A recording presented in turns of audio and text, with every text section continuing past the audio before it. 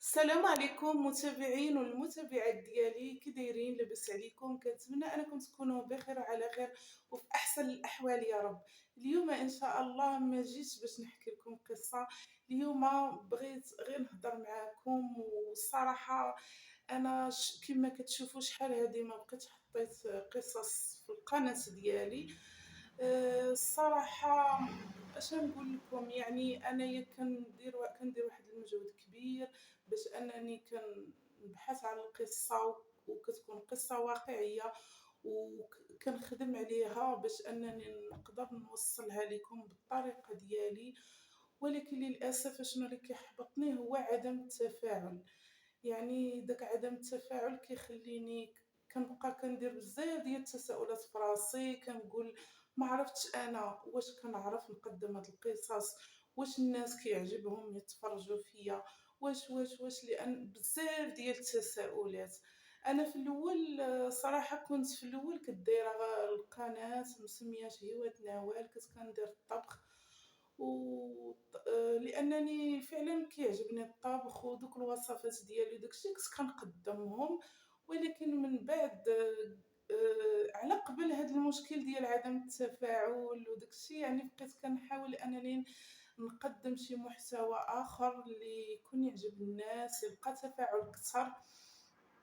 وفعلا يعني نصحوني باش ندير هاد المحتوى ديال القصص الواقعيه اللي كتكون واقعيه. المهم راه ماشي سهل فاش بديت اول مره، لانني كنت مرتبكه وخاصني نبحث وكان عندي تخوف وداكشي. ومن بعد درت القصه الاولى القصه الثانيه صافي، يعني ولات انا كيعجبني هاد يعني نخدم على هاد المحتوى. ولكن عدم التفاعل اللي ما كاينش ديال المتابعين، يعني هو اللي خلاني انني نتراجع، وجاني الاحباط، وبقيت كنقول يمكن انا ماشي موفقه في هذا المحتوى. هادشي علاش جيت نهضر معكم اليوم متابعين الاوفياء ديالي.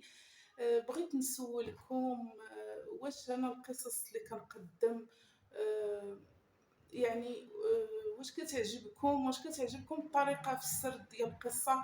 اي واحد عنده اي حاجه يقولها لي، انا ما عندي، بالعكس انا كيعجبني يعني شي حد ينتقدني يكون نقد بناء اللي غادي يقدر باش نزيد لقدام. ما كرهت انكم تقولوا لي نصائح اي حاجه. وبغيت نعرف رايكم. والله انا حاليا يعني دابا راه تقريبا اكثر من شهر ما بقيت حطيت لا فيديو لا والو. حتى كنبغي نحط شي فيديو، ولكن كنبقى نقول ما كاين لا تفاعل لا والو، صافي. يعني ما بقاتش عندي داك داك الحماس انني نخدم ونقلب على القصص ونخدم عليهم وداك الشيء. هادشي علاش قلت علاش لا نسول المتابعين والمتابعات ديالي. وكنتمنى انكم تنصحوني تقولوا لي اشنا هو المحتوى اللي كنت موفقه فيه، وشنو اللي عنده شي نصائح، اللي عنده شي حاجه مرحبا.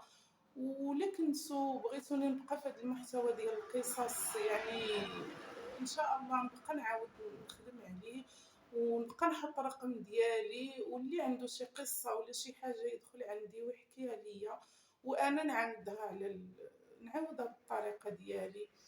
وهذا ما كان. اليوم جيت غير بغيت صراحه غير نسولكم باش نعرف الاراء ديالكم. وشكرا لكم المتتبعين والمتتبعات الاوفياء ديالي. وانا كنتظر التعليقات ديالكم، اي حاجه انا كنتقبلها. وشكرا على التتبع ديالكم، والسلام عليكم.